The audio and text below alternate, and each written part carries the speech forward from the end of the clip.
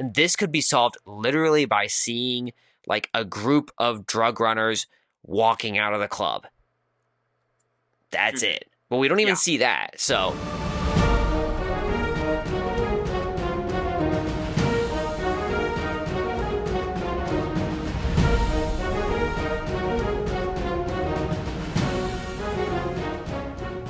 hello, ladies and gentlemen. Welcome back to another episode of A Lost Plot, the podcast by storytellers for storytellers so that we can tell better stories ourselves. As always, I'm your host, Maverick, and today we have back on one of our favorite co-hosts, Avalon, to discuss the 2019 release, Code 8, which was a film that was written by, it was written by Jeff Chan. Well, the story was by Jeff Chan, and it was directed by Jeff Chan, but the screenplay is by Chris Pear. There was a little bit of interesting notes going into the creation of this film, but before we get into that, we like to get the general impression of the film, what people first take away when they watch it, and then getting into the real details and the nitty-gritty, as you guys always love. So, Avalon, what was your first thoughts after you'd watched this film? Well, we've seen Code 8 being a superhero film genre. I mean, we've seen so many superhero films in the last decade or so. But I'm always intrigued by the, indie superhero movies. Like, these are the ones that aren't, part of an established universe or necessarily a comic, but it's this is a story about superpowered people in a alternate world, I guess. But, some world where, superpowered people exist. And I always find some of these stories are more interesting just because you get these weird or, different takes on the genre. And in this case, this does feel like a different take on the genre. It's so this is something different, while also being semi-familiar. So, I do appreciate that. I do appreciate those different takes, those different perspectives on a story or the genre. It seemed, at least, that it was more of maybe an elemental aspect of the powers that was a core aspect of this universe. And I don't know if that's completely the case or not, but that's at least what it indicated. And I think it would have been interesting if they explored that more. Maybe they do in the sequel, but definitely more of a The Last Airbender Avatar type feel to it as the origin compared to other superhero films, which are more just all over the place when it comes to where the powers exist from. Some of them are elemental, some aren't. But I think that this movie for me, and this is going to sound like a diss, but hear me out for a second, okay? When I first watched this film, I took it as this was a B-list movie, right? Yeah. Looking into it, it actually kind of is, but in an impressive way, all right? So do you know the backstory of this film?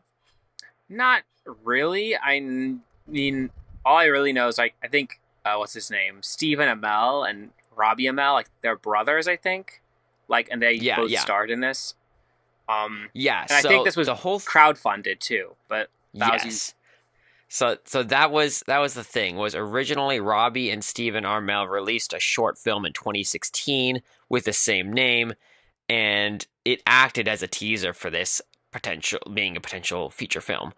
After that, there was a whole campaign asking for $200,000 to create this film, and they ended up getting $2.4 million. And when it actually closed, it reached as much as $3.4 million to help cover the costs of the full film. So it was pretty impressive that they just had this idea, they came up with a short film, they created it, and from that they were able to produce all the funds they needed to create a full-length feature film of this degree. So, I'm actually very impressed with kind of the bootstrapped aspect of this, and considering that especially, I give this film huge kudos.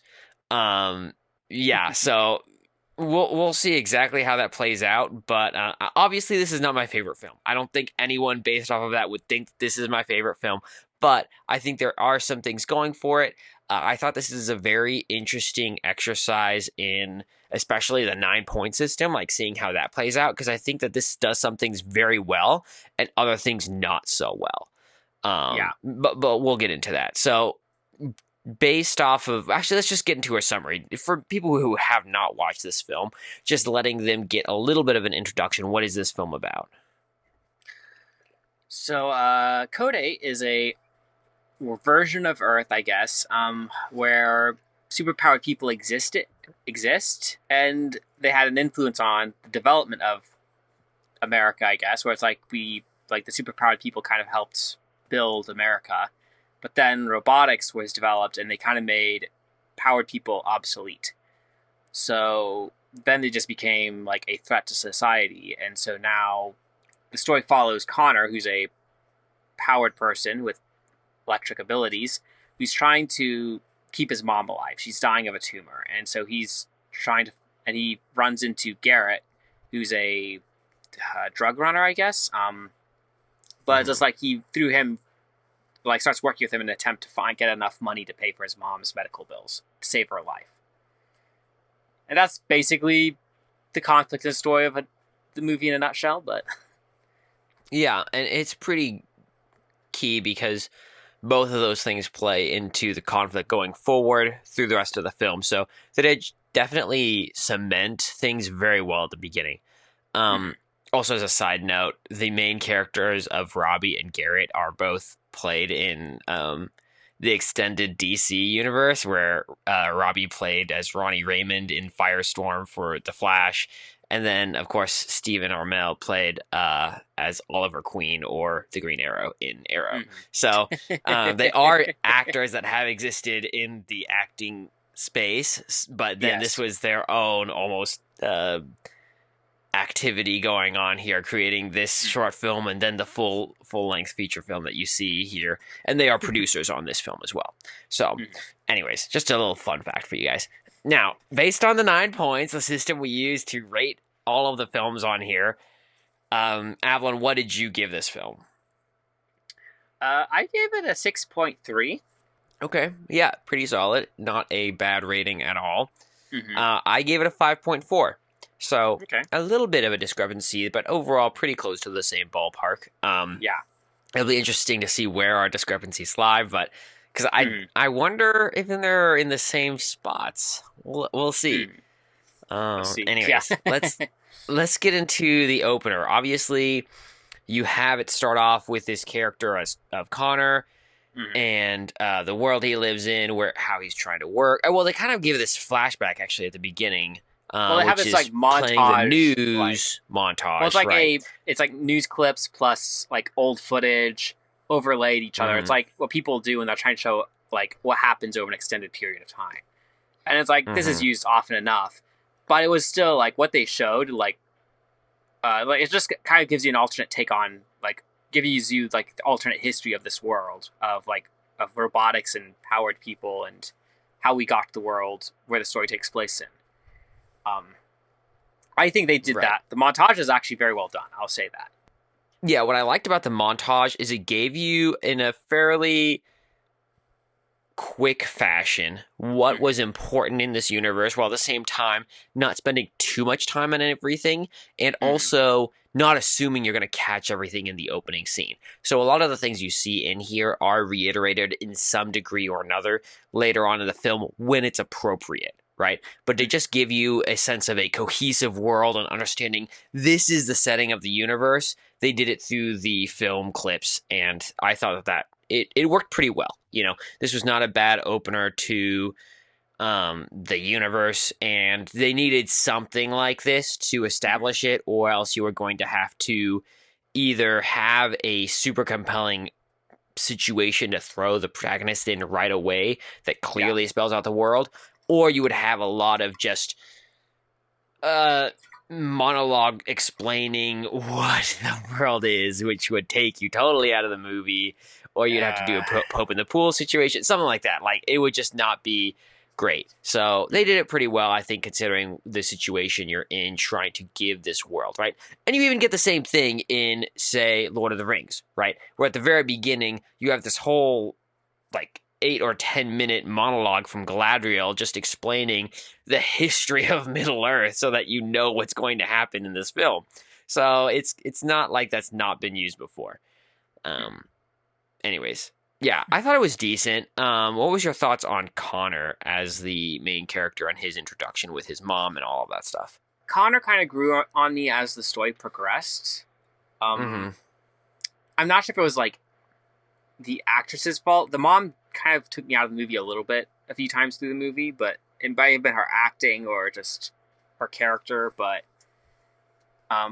Connor at Okay. first, Yeah. like I first didn't know what to make of him. It was hard. Like I kind of, I don't know. I was hard for me to like empathize at first because I didn't understand. But as the movie progressed, I think I grew to like his character more. So also, I think his flaw is interesting because it's not like Yeah. a direct flaw per se, where it's not like, oh, he's greedy or he's this or that. No, he just cares deeply about his mom, which isn't a bad thing, but it's almost like an Mm-hmm. obsessive like idol thing, where it's like it's taken to the extreme, and it's like he's willing to do anything to keep his mom alive, even if that's like takes him to unethical territory, as the movie shows Right. eventually. So Mm-hmm. Yeah, and that was probably the most interesting part of this film is Connor for sure, and they mm, introduced that right off the bat, right? I think that there was some sense in which um, he felt like the classic impoverished child trope, if you yeah, will, but there was mm, something about it that it wasn't bad, right? There was a sense when I was watching this film that I could peripherally tell, especially that I'm, in the critiquing space and know this stuff, that was what they were doing, but it wasn't blatant, it wasn't glaring, and it kind of just stuck there, just right off the edge of the screen, more or less, right? And so mm, for me, it was like, okay, I could kind of see what they're doing here, but it's not in your face and it's not upsetting in any way. I'm fine with it. And that's really what I got for a lot of the film going forward. It wasn't you could tell that they were using the hero's journey to a certain degree or another in this film as a template, but it wasn't bad. It wasn't, and maybe it's like it was right on the cusp, right, of one of those films that you could go from good to great, in mm, my opinion. Where it's like, yeah. if you had just done a couple things better, this could have been a fantastic, fantastic film. But it's still a solid film, right? And it's worth a watch, especially if you have some free time. So, Mm, yeah. yeah. And that was my first impressions of the film, and it carried forward. So, it'll be interesting to see that going forward. But I'm curious what your thoughts are, just hearing that as a reaction to it. I mean, I didn't have the same response, obviously, uh, Sure, yeah, I see that. I kind of agree. Yeah, it could have been done a little better at points. I mean, I didn't give him full marks. The main character sure, thing, sure. I kind of gave him middle of the road to be honest, because it's like there are things he could have that could have been better, but he was a pretty decent character all around, and he did have some compelling. Like there were definitely traits and like things he did that made him compelling as a character. Right, That you wanted to know right. what Well, happened to him over the course of the movie. mhm. So Yeah, and that's what you see is going back to what you said earlier is that he's not inherently a bad man, right? He's a man with a good heart and generally good ethics, right? mm, That has been driven to desperation and his ethics are now being compromised. And he sees it as I'm doing the right thing because I'm trying to save the one that I love. And mm, it's his mom, and his mom's dying of cancer, and he needs to act fast because if his mom dies, like if he doesn't get the money to pay for her medical bills, she's gone.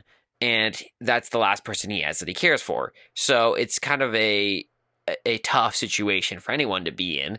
And mm, he's been driven. That's like the point where you enter this film, where he's being driven to this point of desperation. And it's mm, I think that it definitely is at the least understandable, if not compelling, for sure, yeah, as a motive for him and as a flaw for him, where you yeah, see him going, okay, this really makes sense, mm, even if you yeah. think it's the Well, wrong thing to do.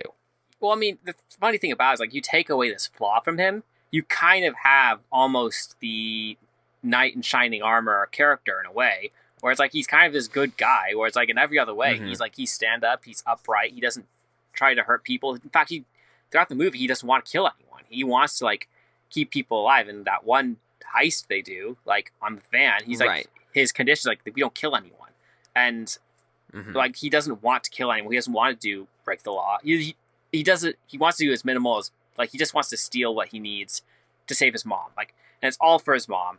But yeah, and like so that's what's so funny, interesting about it is it's like he's like if normally you do something for your mom, it's a good thing, but taken to this extreme, like I don't think any mom wants their kid to steal something. No, and that's absolutely right. Where even a good thing taken too far can become bad, and Yeah. maybe that's part of the point. I mean, actually, I think that is part of the point of this film. Just Yeah, looking at like that the was my themes themes. of this Yes. film.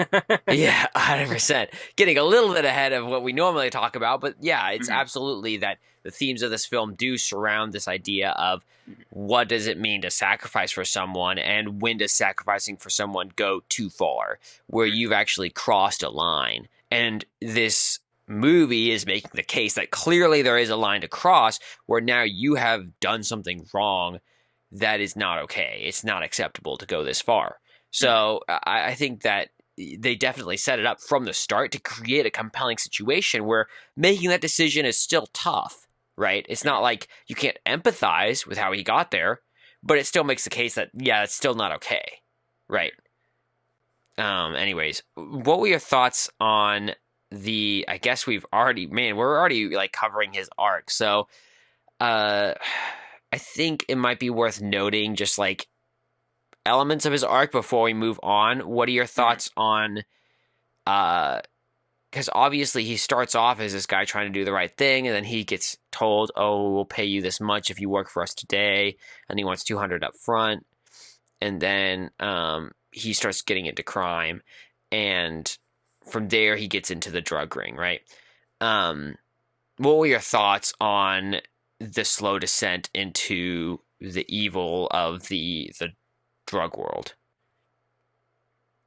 So I mean, obviously, like it's played very somewhat naturally, where it's like we're shown clips of over the course of several days, where it's like he's being taken every day, he's training, he's learning to use his abilities. But we're also showing him like interacting with criminal elements, learning to use his powers in a criminal way, in preparation for this big like bank heist coming up. All the while hiding it from his mom that he's doing criminal activity. His mom's none the wiser for the most part of this. Um, so it's like he is slowly descending into this criminal world while trying to hide it from his mom. Like have this double life where it's like he's just trying to pretend he's still upright and doing the right thing, but he's actually already fallen. And Definitely is he already knows he's gone down a bad path, and so he's just trying to hide it, and then excuse it, and then all that stuff. And it continues to get worse, which is one of the things that is great about this movie is you see that he's being surveilled by the police. The police catch on to him. You have Park and I forget what the other police officer's name is, but they bring him in and interrogate him. They say, yeah, we know that you're involved in this, blah, blah, blah, but they can't stick it to him, so they let him go. Trying to flip him to their side, all these things where it's like they are working with him to try to basically bring down the drug ring. And that leads to things later on, but you see that it gets worse, and then he gets involved in a worse crime. He's getting involved in deeper with the gang. Then his whole team gets shot up, and then, he's having to double down on things he had made decisions on earlier. It continually gets worse. So they do very good at building up tension with this film. And I think that they lead to some pretty significant things. So, well, and then this whole time we're shown how his mom is gradually getting worse too. Like he keeps seeing that her tumor and her situation is getting worse, so he's running out of time. And that's adding fuel to the fire of tension, where it's like we see her deteriorating, and we see like he needs the money ASAP. So, right, exactly, and that's where you have the deal where he goes, okay, let's steal the bunch of drugs they're about to burn, and you'll make so much money back. You'll be able to pay everyone off, blah, blah, blah. But then I want access to your healer, which is someone that the drug lord has in control. His name is Marcus Sutcliffe. And he has this girl, Nia, who's a healer, and has the power, obviously, to heal people in her capabilities. And Connor says, I want access to her to heal my mom, and then we're good.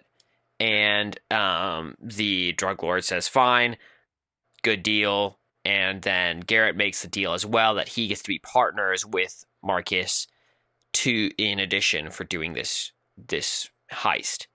Mm-hmm. What were your thoughts on that interaction, that introduction, that development, all of that stuff?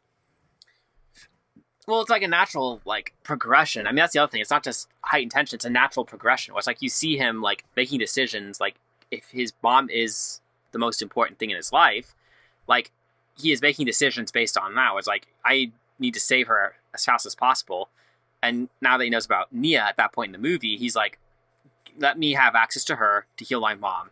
And that like so it's like because he knows that after his experience of her healing him, he knows that she could heal his mom pretty quickly and she'd be fine. Like despite how what's the term, like for her condition is gotten as bad as it is, where it's like I don't know the medical term Terminal, for that, but just, like it's I get maybe it's terminal illness. Yeah, but it's like her, like she has, so it's like he needs like a quick fix, and she is the quick fix in his mind. So it's a natural progression for him. It's like this makes the most sense.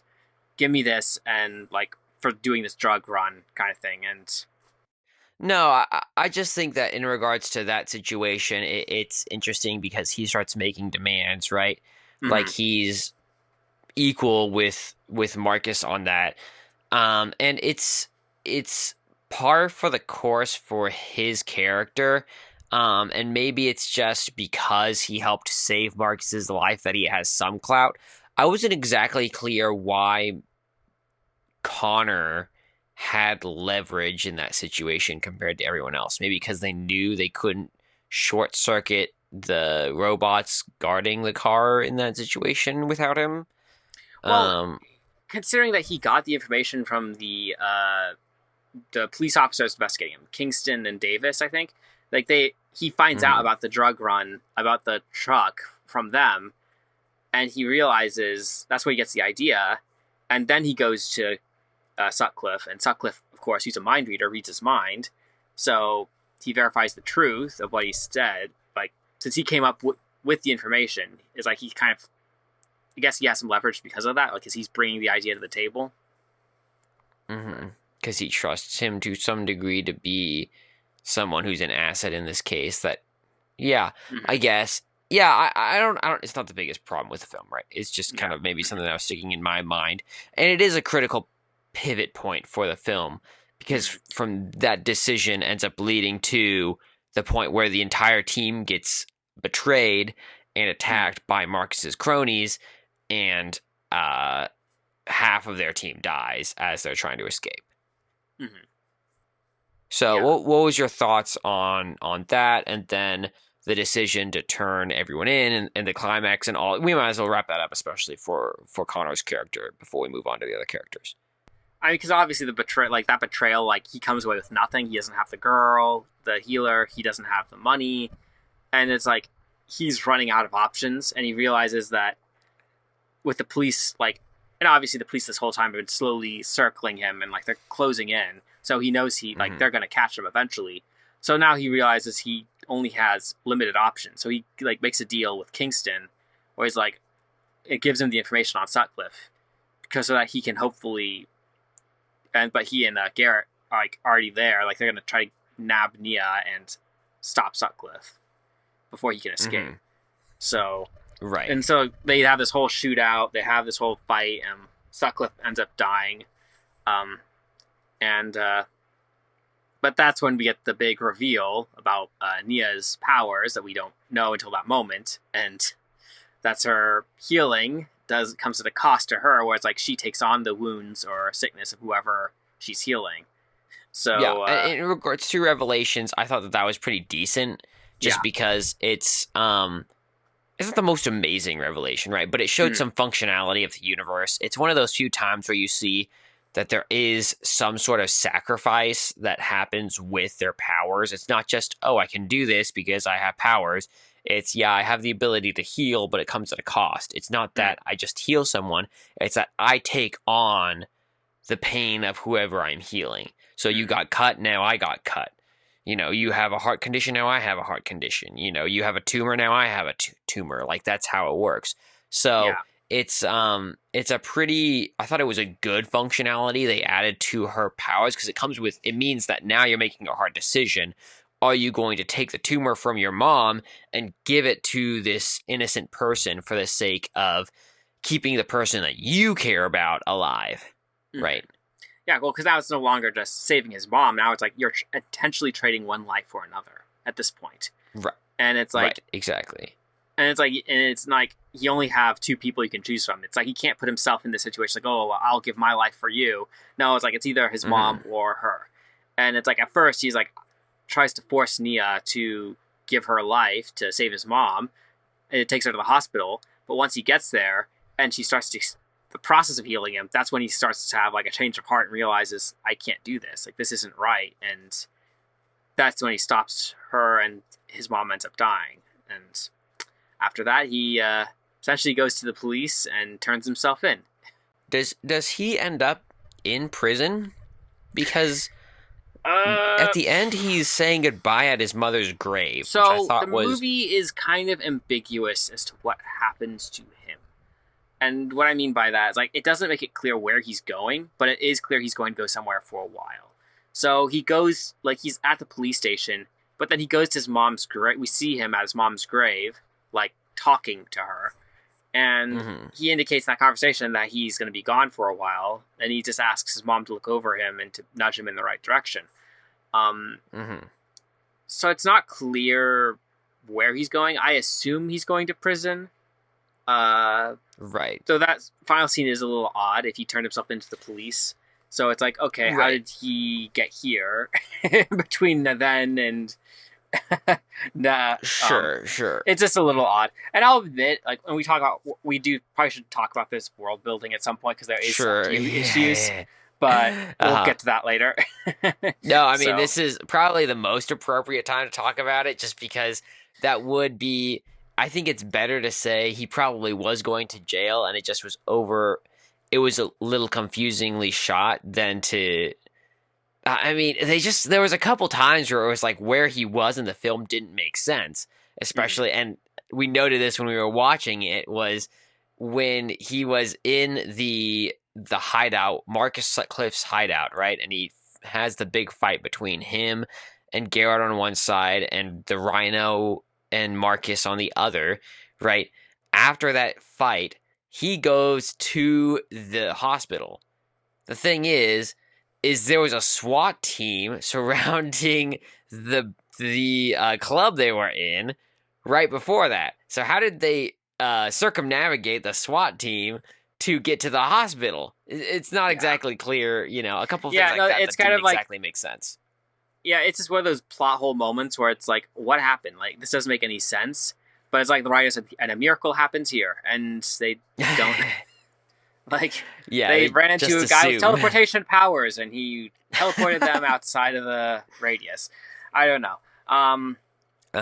But that was the only thing. I mean, because let's face it, if you're someone wanted by the police, and you know about and the police know about your, like, connections with loved ones and other things, like, his mom is clearly at the hospital and the police know this. So there's a few times, like, especially in the later part of the movie, where he's going in and out of the hospital, and it's like, how come the police don't have someone here watching over her? Like, how come, like, there's no one, the police have nothing, like, why is there no one here guarding, like, or at least watching? Because this seems like an obvious spot for him to come to. And, like, if you wanted to nab someone him... with superpowers. Yeah. Like, this would be an obvious place to nab him. Like, this would be an obvious, like, easy place to trap him. But, no, like, the whole time the movie doesn't have any policemen near his mom. So... Right. I question... Like, from a logical perspective, it doesn't make any sense. But... Right. Well, the other thing is that, like, there was just some level of confusion on the world they were building to a certain degree.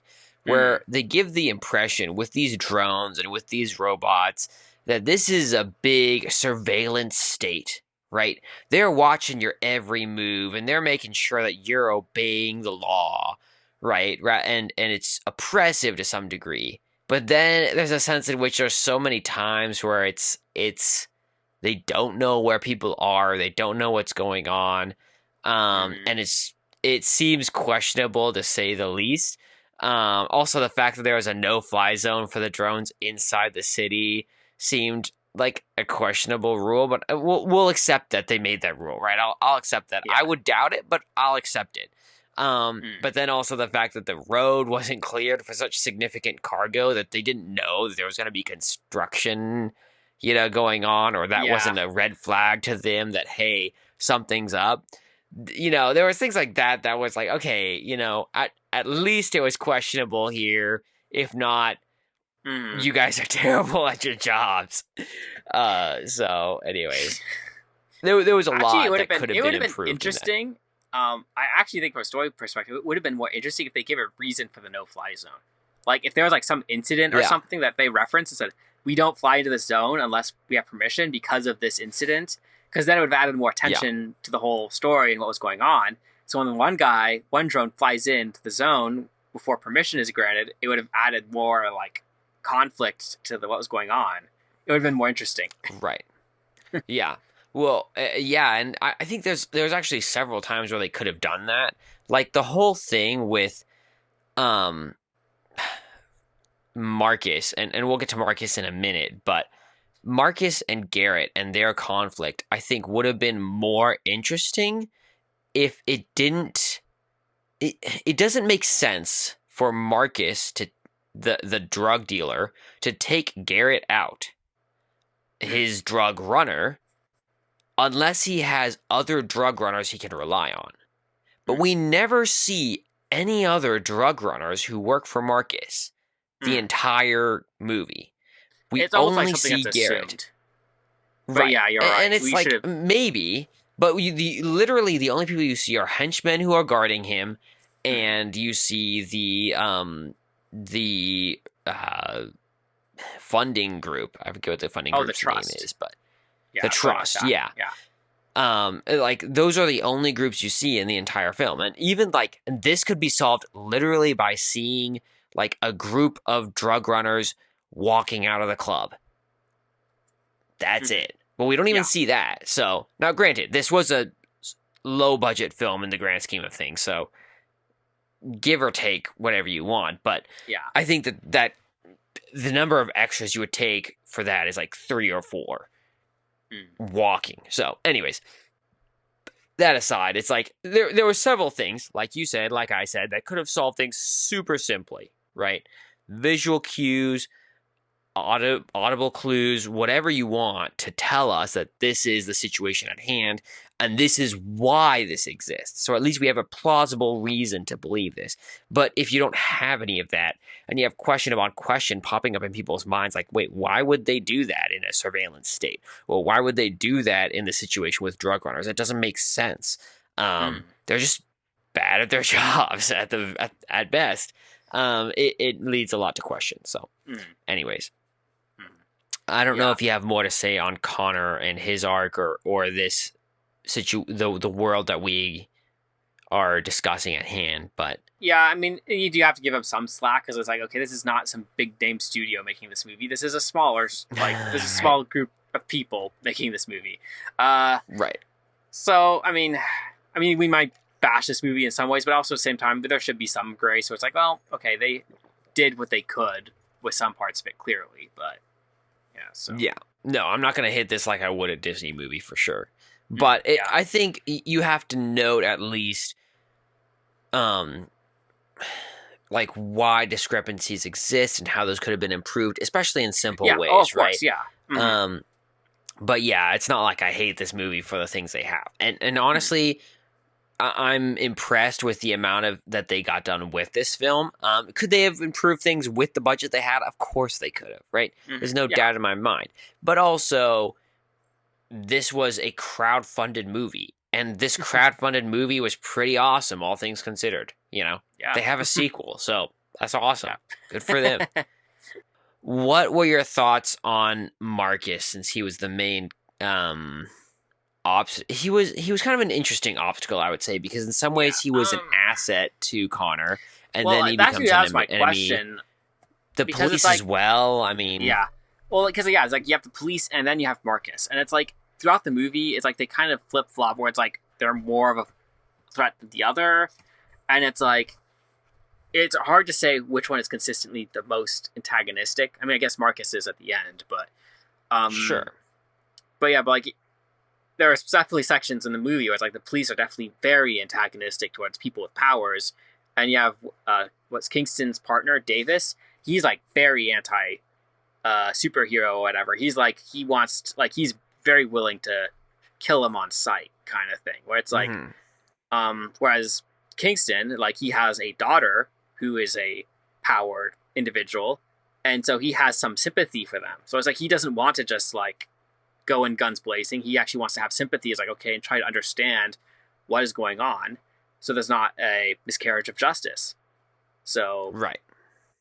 but yeah, it's like but yeah, then there's Marcus, and he's like the head of this drug cartel or operation, and he's and of course Garrett works for him. He was an interesting character. I wish they kind of explained more what it was he was, because clearly he's sick with something.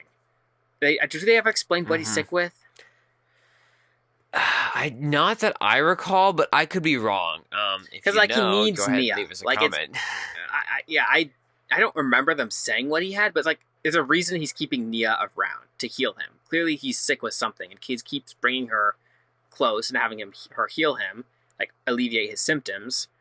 And it's Hmm. like, but we don't know exactly what is wrong, or maybe they said it and it was just so like quick that I didn't catch it. I mean, because he's a mind reader, and like that's the first thing that's interesting about him. Hmm. He is a powered individual. He can read people's minds and their thoughts, and which makes him like, so you can't really lie to him in a way where it's like he knows well, like he can just grab you and like read your thoughts and your memories and see if you're telling the truth or not. Um, and because he does that to Connor at the one scene where it's like he confirms that Connor's telling the truth, that he didn't say anything to the police officers. That Right. Right. and so it's like he's not someone to be taken lightly, because he clearly has the means of like sussing you out, like seeing if you're telling the truth. He has power. The people follow him. The Rhino guy, what's his name? His name, they call him Rhino, but he's a bodyguard who's like Right. impervious. He's like the Deadpool. It's like he just heals from everything, almost Uh everything. huh. And it's just like Right. Right. that guy's just absolutely devoted to Sutcliffe, and he's a character we don't. As far as the Rhino goes, he's not. We're not shown why he's so devoted to Sutcliffe, but I don't know if they needed to show that, but he just is. So, Sure. Sure. um, Yeah. Yeah. That's true. I think it's interesting to note. I don't know. Um. I didn't even know what exactly his powers are. Obviously, he's impervious to bullets, so I didn't even know if it was like, oh, he's bulletproof, or he just heals himself all the mm. time, well, or it's what like it in the is final. exactly. Well, it's like in the final fight where it's like they like they shoot him, they punch him, like they using their powers on him. It's like he's healing from everything. The only way they kill him is when they stab that needle into his eye, into his head, and then he sends an Hmm. electric bolt into his allowing the metal needle into his brain, like frying his Yeah. brain from the inside. That's what finally Yeah. kills him. So it's like he's almost got this like, well, to reference Marvel, like he's got kind of like Luke Cage slash Wolverine ability, where it's like he's got impervious, his skin and his flesh are like his armor, where it's like he heals from Nice. everything, but you have to get through Uh, that somehow to hurt him. he was a good henchman. I don't know that he was actually one of the more interesting characters of the film, so I didn't hate him. Um. Oh yeah, no, I y- didn't hate him either. I just wasn't sure if we got a motive for why he followed No. Sutcliffe, No. but We yeah, didn't, and that is kind of a problem with Sutcliffe for sure, because he does seem very off his rocker, right? yeah, And you get the impression, and this isn't really fully developed, but you get the impression that he's kind of losing his mind a little bit. yeah, Where maybe he was a different man at a different time, but right now he's no longer at the height of his glory, and he owes a lot of money. He's getting cornered by the cops. He's not able to do what he was able to do previously, and you see that in losing territory and not being able to pay back funds and all of those things. And so he's really shown, in addition to be just acting irrationally sometimes, in some ways he's just lashing out at people around him, threatening to kill the person who heals him, Nia, or which doesn't make sense. Like, why would you threaten to kill the person that is your sense of survival. Or, things like that, like threatening Garrett, who seems to be his only drug runner, which, goes back to what we said earlier, if he actually is or isn't. But, there's these other things where he's acting kind of insane and very threatening, which people don't just follow threatening people for no reason. There needs to be a very good incentive to do that. And I don't buy that money is the only thing that does that. So it was yeah, I felt like he was a little weak as a villain. I tried to give some leniency there. I said he was interesting, but I didn't say he was good. Sure. Yeah. So also to answer your question, it looks like the illness is undisclosed, but likely, according to Screen Rant, it is a side effect of too much use of psych. Okay. The drug in this film. So, probably that's what's causing it. But yeah. Anyways, why we don't see Nia with it, I'm not sure, but maybe it's because she's a newly addicted individual. That's all I have to say on him. I think he could have been done better. Oh yeah, he definitely could have been done better. He wasn't the best villain. He wasn't bad. I thought his the combination of things could have made him interesting, especially if we developed what he was like what his medical condition was, maybe showed his fears a little bit more, expressed his character more. Maybe we would have been more fully if we knew more about him, maybe he would have been more interesting. But as he is, what we saw of him, it wasn't enough to make him super compelling as a villain. So, in truth, I think part of the reason I mentioned Kingston before is I felt like he was more compelling as a antagonistic force because we know why he's working for the police. He has a daughter who's a powered individual, yet he's trying to do his job and keep people safe. So it's we see him trying to do the right thing, but also be sympathetic to the plight of powered individuals. But he's also under pressure from his command, his captain and his partner to get results. So it's he's this character who's clearly under pressure like Connor is, but he's also trying to do the right thing too. So it's he's not necessarily a bad guy. He's just on the opposite side of Connor and Garrett and Right. Well, yeah, especially because he had that backstory going for him. And if you notice the villains in this film, they follow more along the lines of who is providing the benefit for Connor's mom, right? In that, okay, so the money trail goes to Marcus. Now, Marcus isn't really the bad guy, it's the police. Oh, now the police might be willing to pay the funds to keep his mom alive. Now, the police aren't the bad guys, now it's Marcus. So, follow the money, I guess, is what the moral of that is. But I thought it was pretty good in regards to switching who the enemy was.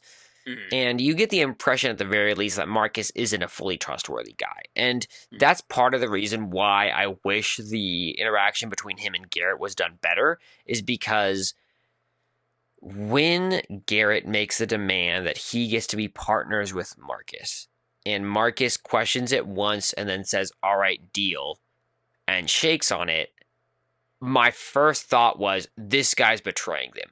For sure. There's no way he's going to make this deal. So I think that if there had been some other either negotiation or some sort of understanding or some sort of background which made it clear that maybe Marcus really wants to keep Garrett alive, or maybe something else, right? And I felt like they tried to do that, right? Maybe it just wasn't compelling when he goes, oh, I raised you out of the dirt. But it was more played as how could you try to take business from me? How could you say you're a partner when I raised you from nothing? It was almost humbling, belittling tactic where it's oh, you think you're so good, you're so great or whatever. You're some big shot now. I remember you when you were small, and you think you've ascended above that kind of thing. Where it's almost a bullying tactic where it's oh, you think you can reach my level now? So, but you're right. It's it isn't when he says okay, it's not believable. We're not given a reason to believe he's telling the truth to Garrett in that moment. It also makes Garrett look a little stupid for believing it's real. Right. It's just yeah, like as you said earlier, like there should have been more drug runners like shown, just because it would have made more like and it would have to have shown like Sutcliffe actually caring about Garrett and like, oh, you're like one of my best men, or like, oh, I can't lose you, kind of thing. So like if there had been more of that kind of conflict going, we would have believed him if he said, oh, sure, I'll make you partner, and then he betrays him. It would have been more shocking. I was like, oh, like clearly didn't need him enough, kind of thing. But right. Well, exactly, and I think it would have been super interesting just to see some sort of like paternal interaction where he goes, like, you are my son. Are you more or less like, are you ready for the responsibility of this? And then negotiates him down to like 20% or something, 20-80 split instead of a 50-50. And then he betrays him. Because then it just shows the ruthlessness of Marcus in this thing. Like, he might care a lot for this guy that he's raised up from nothing. And at the end of the day, he's going to cut him out because he's not sharing anything with anybody. So, I think that like it was a little cheesy and a little predictable in regards to their interactions, and that's just another mark against Marcus as the drug runner, or the drug dealer. Anyways, that's enough on him. Probably let's talk about the other side characters. Who do you want to take on first? You want to take on Garrett? You want to take on the team? You want to take on Nia? You kind of mentioned the mom briefly. Do you have anything else to say about her? I mean, not really. It was kind of weaved into, It was kind of weaved into it. I mean, she is clearly an important character in this whole situation, whole story. And I think maybe she does get better as the story progresses, but she's kind of like this, I don't want to say cardboard cutout, because that's not completely true, but she kind of is this one trope, like one trait character, where it's like, she's the caring mom, and it's just like, and of course she gets upset when she finds out her son is doing crime. And it's like, but like, and she's like clearly sick and everything, but as far as her actions and beliefs, everything, like they're supposed to have these like sweet conversations between them, I guess, like between her and Connor, and it's supposed to develop them, and it does kind of work. It doesn't completely work in my book, but it's okay. It's serviceable. So I mean, she wasn't a bad character. She worked for what it was. I mean, it was definitely sure. So. Yeah, no, I would say the same thing. She was serviceable. She wasn't like a bad character. Is she super unique? No, not at all. No, of course not. She was the impetus for Connor to be involved in the plot. I appreciated her role in that regard, and frankly, also she's out in a almost coma for most of the film, or probably at least half the film, maybe. Yeah. So it's not like you're dealing with a lot of interaction with her anyways. But yeah, she's fine. She's not a great character. She served her purpose. Yeah. What were your thoughts on Garrett, the drug runner that first interacts with Connor? I mean, he wasn't a bad character, but I'm a little confused in regards to the story about him a little bit in regards to this movie, just because it seems like the movie was trying to make him a central character as well as Connor, but he didn't succeed at being a central character for some reason. It was like his story and character arc is like he wants to be Marcus. He wants to be the head of this drug operation or whatever, but we're not really given a whole reason to follow him necessarily, like to believe like why he should be. Yeah. It just is like, okay, like this is what you want. I guess it's understandable, but it's not compelling per se. Like, sure, you're working up to this, but why should you be partly one of the partners in charge here as opposed to Marcus? Like, how are you going to be any better? That's the question in my mind when I was watching his character arc. He was interesting, and like especially the whole like training sequence where he's like training him and showing him what to do. You see his mindset was like he's fully into this world of crime, and it's just like holding your own territory, like stealing, taking what you can, and using your abilities the best you can. So, right. But at the same time, he cares about his crew. Whereas like you're showing his other, was it Maddie and what's the other guy's name? I don't even remember. Yeah, but the sign language guy. Freddy? Yeah, Freddy, I think. but something like that. Yeah. But yeah, he's Yeah. like he clearly cares about his crew, whereas like he's not like heartless, but he's also like but yeah, he's clearly like more on the wrong side of the law. He's definitely willing to do unethical things to get what he wants. So Right. And that's maybe something that's unique compared to, say, him and Connor, right? While they're both in some ways kind of despicable characters, right? They're doing bad things. At the same time, Connor, you can at least empathize with where he's coming from because you see all that he's doing this for, right? He's doing the wrong thing for the right reasons, if that makes sense, right? He's doing illegal things, immoral things because he wants to save his mom. And Garrett, you get the sense that he has some similar traits where he's not as moral as Connor is, but he's a little bit further down the line. He's more into the drug business. He's more into he doesn't care as much about human life, right? But he still cares about human life. He cares about the team's life. And he cares about the people underneath him and, all that stuff. So, yeah, he's definitely got his own motives and aspirations to be part of the company, I guess, if you will, of the drug industry. But he's not, it's not clear why he is, how he would be any better at it. I don't have a problem with him being like, oh, I just want more money. I assume to some degree that if you're in the immoral industry, your motives aren't the most idealistic, right? And maybe that's just a bleak look at things. But I don't think that most drug dealers are looking at whether or not they make money as being, oh, that's not a good motive for doing drugs. It's about, giving to charities or something like that. I don't know. I don't think that they have to have super compelling motives to be in a dirty industry like that. But that doesn't make him a more compelling ally either. And that's probably the more important point is that Garrett Kelton, while he's a more interesting character in the film, at the end of the day, he's not someone you really root for because he's really self-centered and self-motivated at the end of the day. He wants what's good for him. Yeah, no, my point was that he's like, the way the movie plays out, you almost would think he's a central, like, he's supposed to be a hero character we're supposed to root for, though he's not a hero. So, or he's not really, like, we're not given a huge reason to follow him or want to see him succeed, is what I was saying. But you're right. Like, he is, like, his character, it doesn't, like, if he just cares about money, like, it makes sense for his character. It does make sense for, like, what the industry he's in and everything. Like, this is who he is. It makes sense. I just didn't see a reason to root for him or empathize for him. That's all. Yeah, no, and I'd agree with that. I don't, as much as I think he's more interesting and I appreciated his scenes on screen, it wasn't like I was going, yes, go Garrett Kelton, survive, live. No, I wasn't going for that at all, because at the end of the day, I don't really care what happens to him. He's just another character on the screen. So, yeah.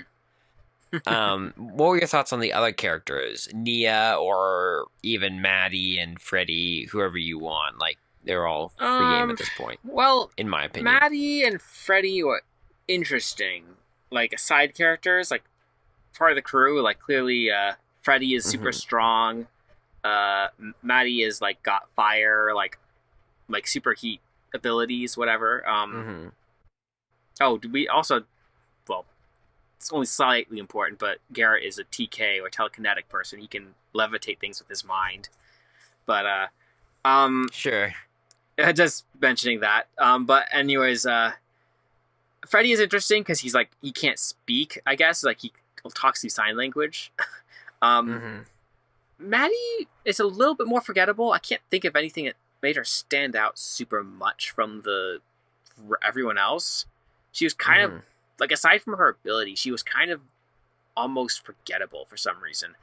I don't know if it was her character or just what, but yeah, I feel like that's all I can really say about Freddy and Maddie, though. Like, there's not really much else to say, aside from the fact that Garrett cares about them as part of his crew, so when they die in the, like, failed heist on the drug van, it's like, we see him emotionally distraught over their deaths, but, so, like, we're showing that he has some heart, Garrett, Like that feels like that was the main purpose. Like they were there to develop and then show eventually that Garrett does have some heart. He does care about other people a little bit.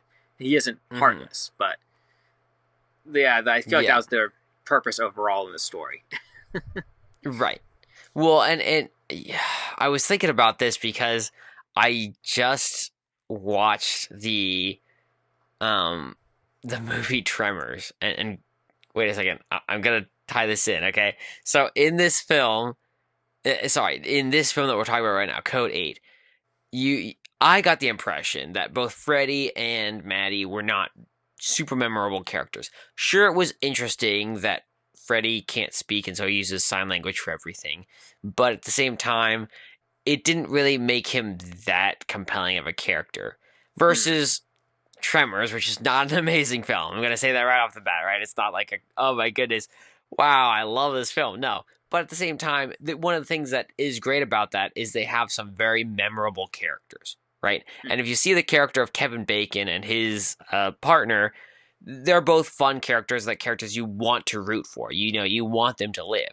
Even if you don't think the worms in Tremors are that compelling of enemies, you still want to see Kevin Bacon make it out at the end. Why? And I think part of it is just the simple things where you see that they're in a serious situation and Kevin Bacon and his boy are consistently wanting to do or get the same thing. It's like, oh, I want that gun. Well, I want that gun. And what do? They play rock, paper, scissors to see who gets to keep it, right? Or if they're going to do something else, they're always using rock, paper, scissors as the way to determine who's going to do the thing they don't want to do or do want to do in situations the entire time. And so it's a little way that's funny, that shows their personality, but also shows what they care about, you know, and how they deal with the tough situations in their lives and how they take more of a flippant stance toward the scary situations they're dealing with.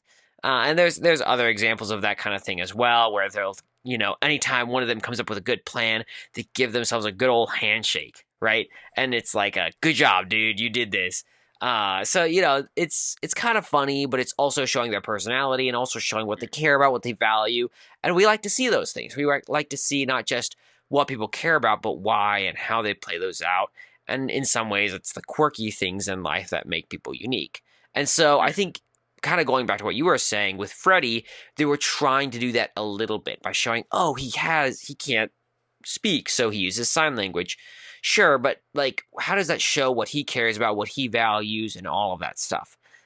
Didn't really see that play out as much, and I think that would have been extra value in so far as if we don't know what they care about, what they value, why they're involved in this plot, if we have none of that, they become those stock characters. Like when they die, it's like, oh man, Freddy's dead. Oh man, Maddie's dead. Shoot. Okay, we're moving on. And we don't actually care for them as characters. So it cheapens their sacrifice. That's actually a perfect segue to the Nia, because Nia is another side character, but we're actually given more reason to care about her because we're given more of a motive for her. Where it's like, she's involved in this because of her father, who's in prison. And like she owes a debt to Marcus that needs to be paid off. Like that's the only reason she's involved in all this. She doesn't actually want to be involved in all this, and she's also addicted to psych. But that's like, it's like this deepens her character a little bit, showing that she's also got a problem. Right. But yeah, like she's the side character who's got a little bit more depth than Freddy and Maddie do. But like we're given a reason to understand why she's here, and what's going on, and what she wants. So right, yeah.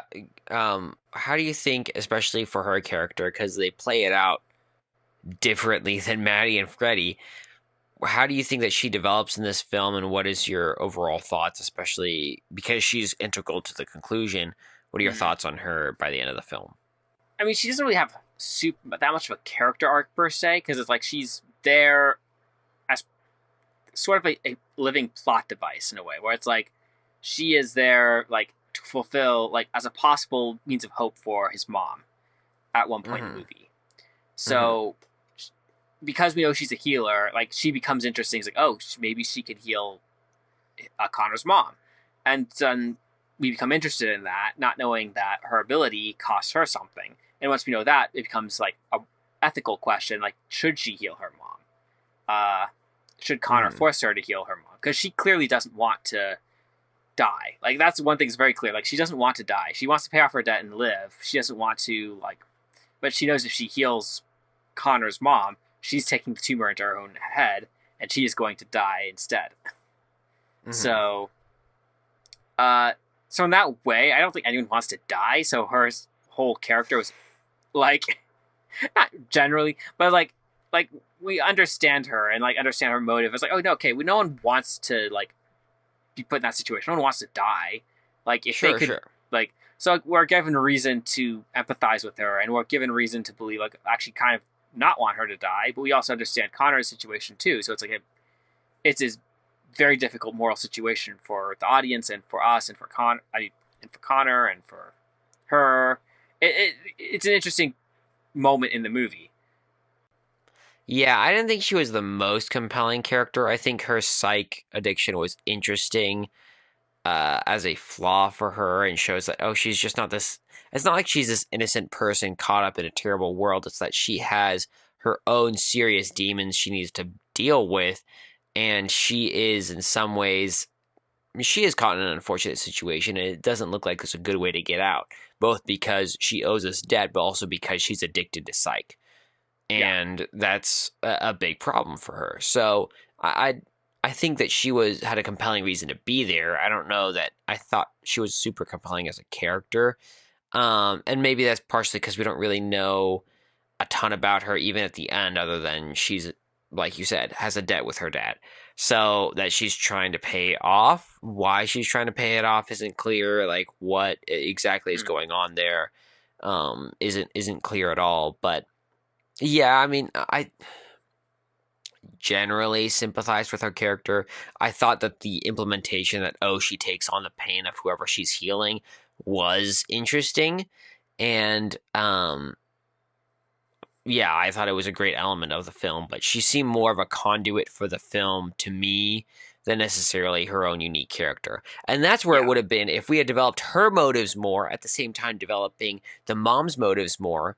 Then when that climactic scene occurs where someone's life is on the line, that would have, I think, been an even greater situation, that the stakes would have been so much higher in the audience's mind because we care for both of these characters a lot.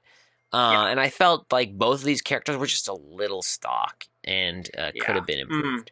No, So, I agree. Nia and Connor's mom could have been developed better. We could have made them a little bit more unique, given more motive, more reason to follow them and empathize with them, to want to see them like continue on in the story. Um, but you're right. Like Nia, like we empathize with her situation, like, and we like understand what she's going through. But you're like, as a character, she's like not fully developed. Like we don't fully like we're not fully sad, I guess, when she has to possibly give her life up to save her mom. I guess I don't right, right. I don't know how else to say it, but it's just like her character is like, because it's more of like it's not really about, though it's not really about her. It's about Connor and what he's feeling in that moment, and we do Sure, empathize sure. with him at that moment. So it's like, but even then, we're not really sad, like scared for her. We're scared for Connor, where it's like, are you doing the right thing here? Like, are you sure this is what you should? Right. This isn't Right. right.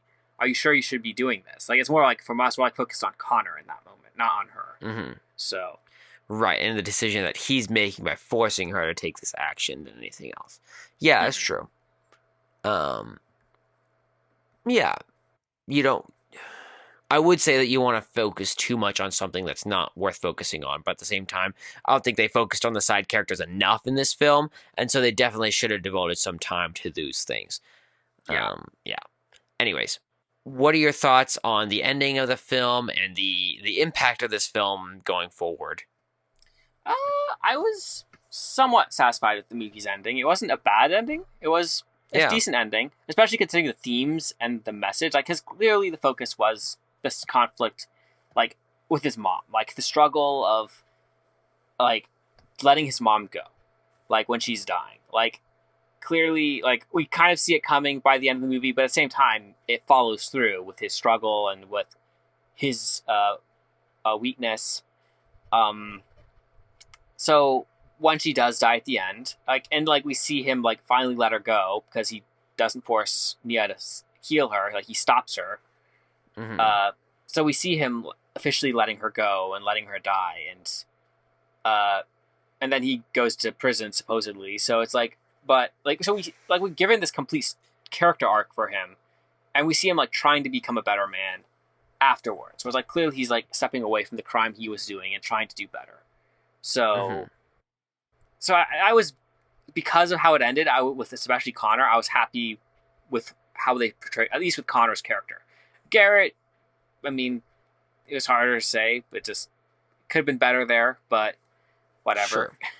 So it wasn't an amazing ending, but I was okay with it. So Yeah.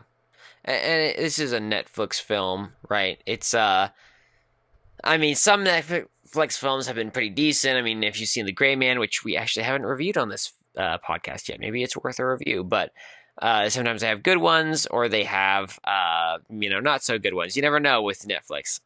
What was your thoughts on this film now that it's distributed by Netflix? The lasting impact of it going forward. Obviously, they made sequels, so there's something going there. Well, I mean, I haven't seen the sequel yet, so can't say anything about that. But I mean, it is cool from a production standpoint that they were able to make a sequel, considering like what you said, the production story behind this first one.